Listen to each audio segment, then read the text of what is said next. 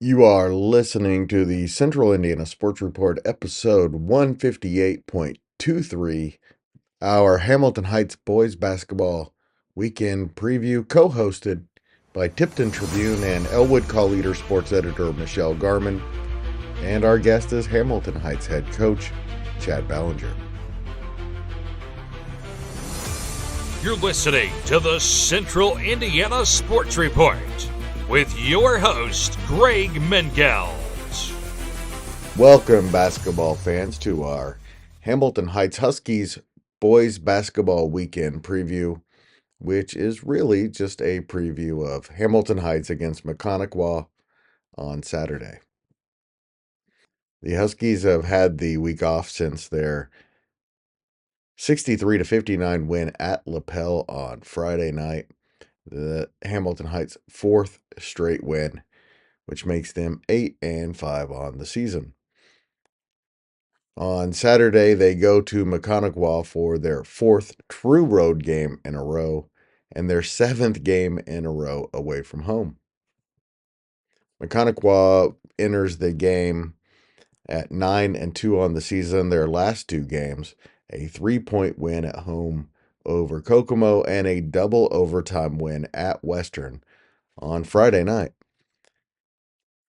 Maconaquah's roster features three outstanding players, including senior forward Josiah Ball, who's averaging 30.3 points per game, and senior guard AJ Kelly's averaging 19.6 and is one of the area's top defensive players. Inside, the Braves feature senior forward Fuddy Kyle, who's averaging 8.8 points and 10.3 rebounds. On Thursday night, Michelle Garmon of the Tipton Tribune and Elwood Call Leader and I interviewed Hamilton Heights head coach Chad Bellenger about his team and Saturday's game against Maconaquah. One quick note, the double overtime win over Western was after to Coach Bellenger. Well, Coach, it looks like your team is playing really well, unbeaten in 2025. Yeah, we're on a nice little roll here, and it's been kind of nice. I think we've strung four wins together and had one cancellation. So, maybe we haven't played maybe the top schedule to win those, but we've played really well and done what we needed to do. And really proud of our guys for Winning at how Lapel hard they've is been no working. small one, Coach.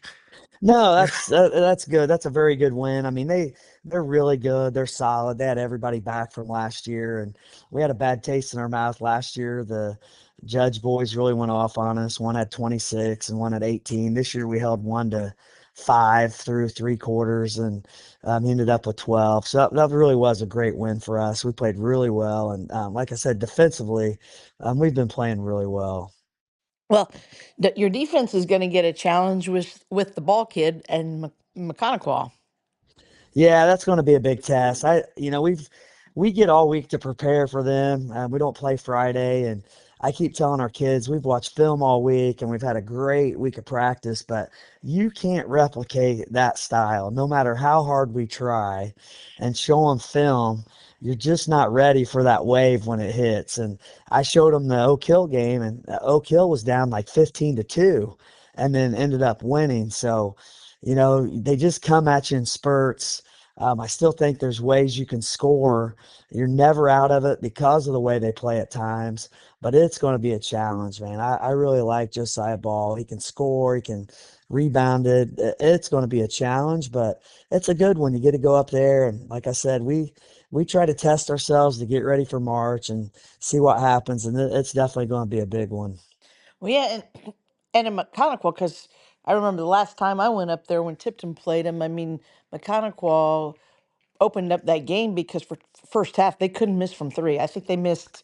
I mean, I think they were something like 8 of 10 from 3-point range or something like in the first half, and I think that's what's scary about Maconaquah. Not just Ball, but if his teammates get hot from outside, 3-pointers they can be hard to match if a team gets Yeah, even up. they are. They're such a tough one because coach gives them a lot of freedom, and that's what we've been telling the kids. There's no, they're not worried about making a turnover. They're not worried about missing a shot. They just keep coming at you, so they play loose and free.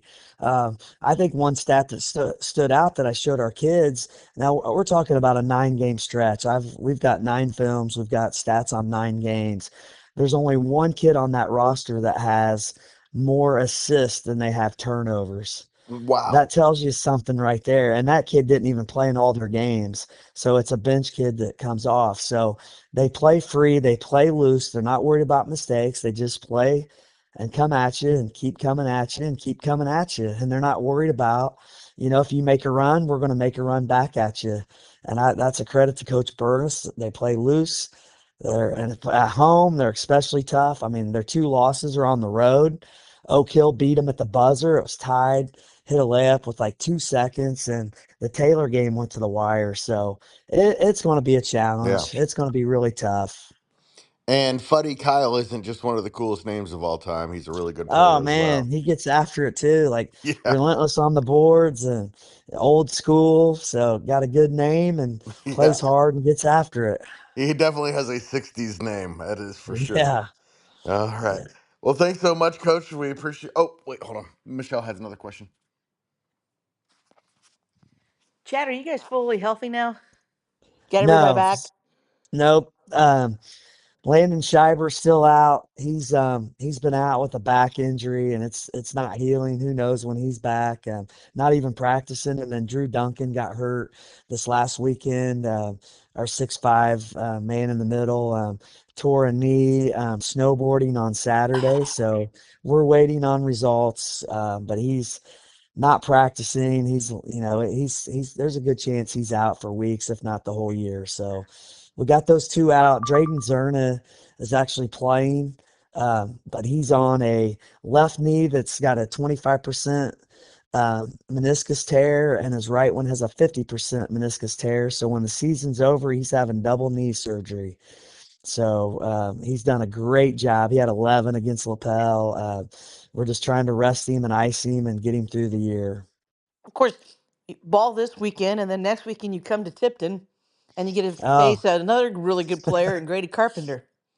not only that, you get a great atmosphere at Tipton and a great gym with tons of people and a big rivalry, and they're having a great year, and that'll be a big challenge. And that's really why this week's good. It's good to get challenged and be in an atmosphere. It's crazy, and then the next week you get to repeat it and do it all over again. So it's definitely a test. We're going to play 8 games in a row on the road.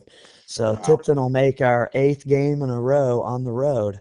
So we've been road warriors, and like I said, it's the way the schedule fell. We're going to try to get that changed a little bit for next year, but our kids have kind of embraced it. Some of them were like, "We like to play on the road, coach," but I can't wait to get back home. I'm tired of the yellow bus. By the way, early, early in the year, wasn't seeing the name Reese Knapp a lot, but man, lately he has just been playing really well, shooting high percentage shots. Man, I'm really pleased. He just lit it up tonight in practice too. He's playing so well. He's on a tear. Frankfurt game, he didn't even get to play much because of the score, and we got him out. But I think he was 7 of 9 from 3 and just shot it well. And the holiday tourney, he made the all tournament team and had 3 real solid games and just really playing well. And he struggled early this year shooting the ball, but he's really came out of it and had a good attitude. And Gavin Saunders shot the ball well. He had 22 against Lapel in the first half. So Well, when we put those 2 together at the same time, Tyler Champion starting to play better and leading us in assists. So we're starting to click at the right time. thank you so much to Coach Bellenger for joining the Central Indiana Sports Report once again. And of course to Michelle Garmon. She's the best. And thank you for listening. We always appreciate you being here. We love striving to put on the best possible podcast every single day just for you.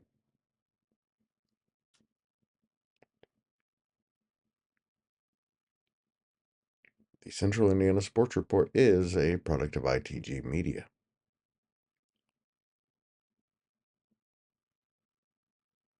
And I love Susie.